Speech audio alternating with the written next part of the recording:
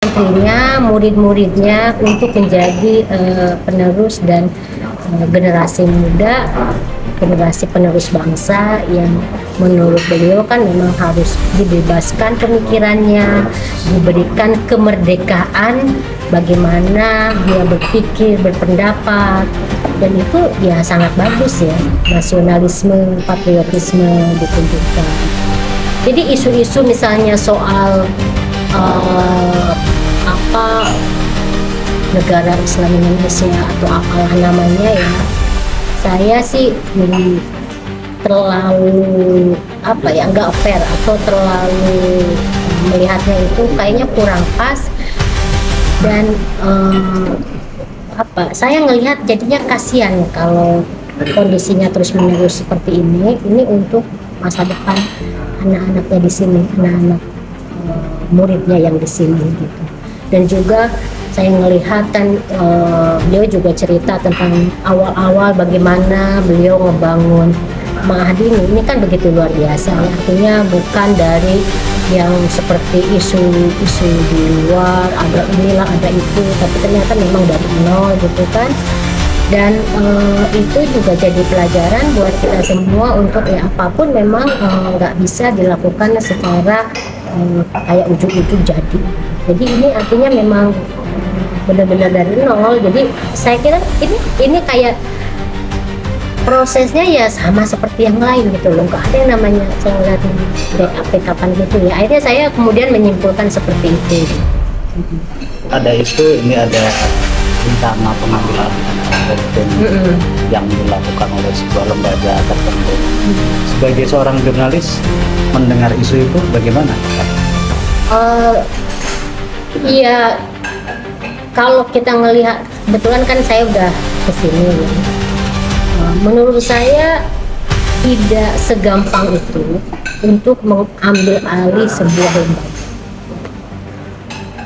Apalagi ini dianggapnya sebagai hanya pengambil alihan administratif.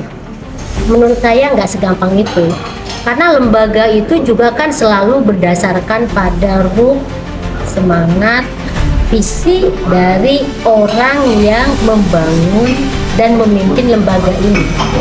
Bayangkan kalau misalnya lembaga ini diambil alih hanya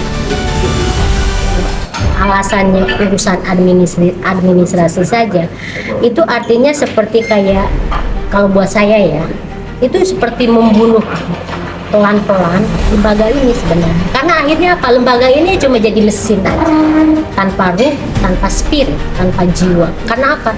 Jiwa, spirit, ruh dari lembaga ini tuh udah diambil gitu. Jadi buat saya itu bahaya gitu. Jadi itu harus mungkin dipertimbangkan kembali lah, masalah itu, bahwa persoalannya itu tidak semudah bahwa ini hanya soal administrasi, tidak. Ini juga harus dipikirkan bahwa lembaga ini tuh ada ruhnya, ada spiritnya, ada semangatnya, ada tujuan yang dibangun dari sejak awal. Itu yang harus dipertimbangkan. Jangan sampai hanya karena tuntutan segelintir orang yang misalnya menganggap atau punya persepsi pendapat bahwa ini misalnya berbahaya, ini sesat, terus semuanya jadi hancur gampang. Lembaga ini kemudian jadi hancur gampang. Itu kan sayang.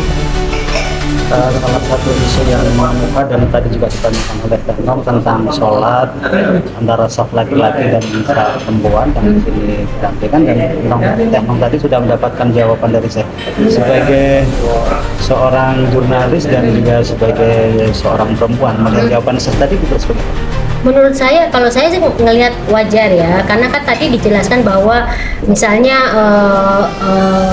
posisi saf yang longgar itu kan dimulai dari adanya pandemi COVID yang waktu itu semuanya memang melakukan seperti itu, bukan hanya mungkin di sini, di semua masjid kan.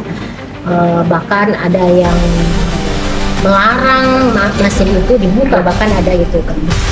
Nah kemudian Syekh melanjutkan posisi seperti itu gitu, dan dengan tadi dijelaskan alasan-alasannya. Kalau menurut saya sih, kalau menurut saya, ini saya bukan orang fikih ya. Kalau menurut saya sih dengan pertimbangan dan argumen yang menurut saya bisa dipertanggungjawabkan, ini kan buat kemaslahatan para santrinya, para yang tinggal di sini, orang-orang yang tinggal di sini, kenapa enggak gitu. Jadi apapun itu kan sebenarnya kan harus ada pertanggungjawaban dan argumennya. Dan Syekh tadi kan sudah menjelaskan.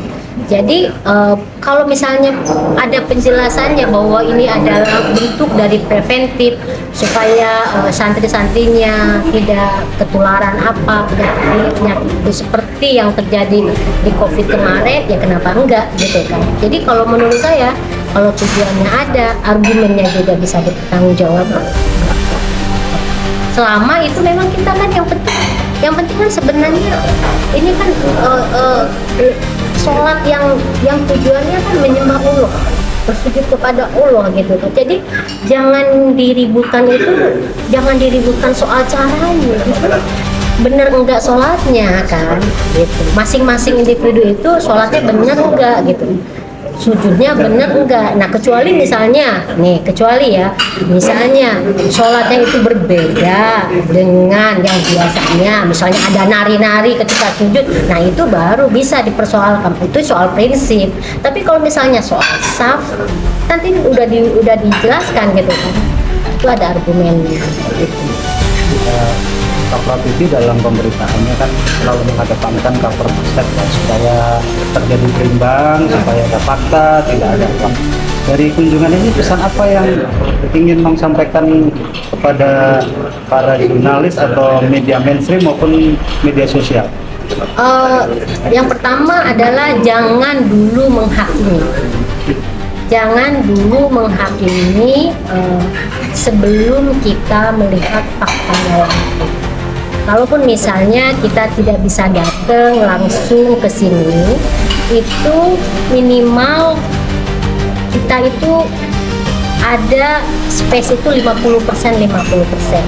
Kita coba investigasi dulu, gali dulu, baca-baca dulu, dan apalagi kita melihat sekarang kan Syekh Panji itu sudah mulai terbuka ke media, yang artinya itu banyak sekali pernyataan klarifikasi dia.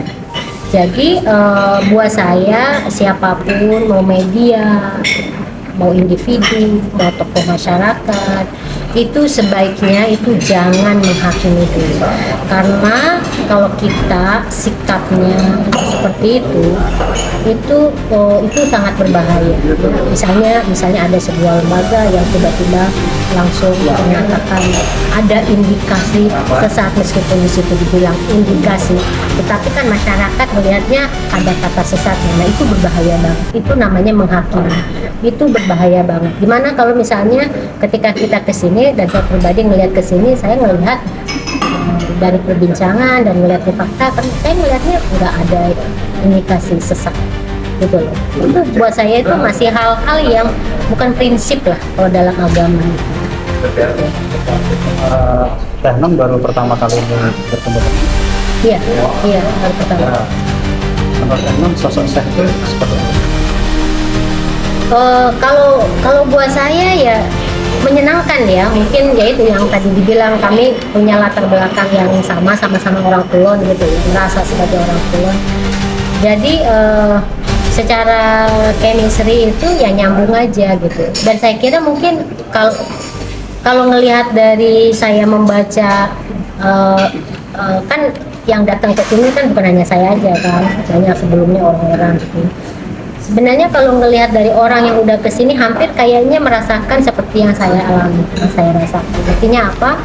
Bahwa sosok Syekh Panji Gumilang memang pribadinya ya sangat menyenangkan, sangat khas. Tadi saya juga mengundang Teh Nun